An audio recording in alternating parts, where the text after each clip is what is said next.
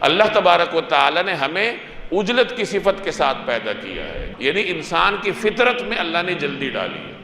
اس کی تخلیق تو اللہ نے مرحلہ وار کی ہے، اس کا شعور بھی مرحلہ وار مکمل کیا، اس کے جسم کو بھی مرحلہ وار مکمل کیا، لیکن چونکہ انسان دنیا میں آزمائش کے لیے آیا ہے تو یہ اس کا امتحان ہے کہ اللہ نے اس کی فطرت میں جلدی ڈالی ہے، اور وہ امتحان سے گزر رہا ہے کہ اس جلد بازی سے نمٹے،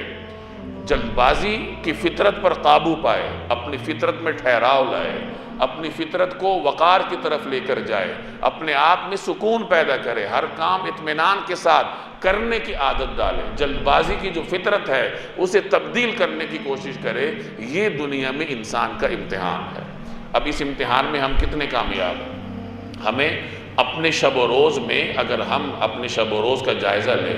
تو ہر لمحہ آپ کو یہی نظر آئے گا کہ ہم بہت جلدی میں ہوتے ہیں۔ ساری مشینی زندگی ہے، دوڑ لگی ہوتی ہے، انسان ہر وقت جلدی میں ہوتا ہے۔ تو یہ جلد بازی کی فطرت ہے جو ہمارے اندر ہے، اور ہم اس امتحان میں ناکام ہیں کہ اللہ نے ہمیں جس امتحان میں رکھا ہے کہ اپنی جلد باز فطرت پر قابو پاؤ، ہم اس امتحان میں ناکام ہیں اور ہر جگہ جلد بازی۔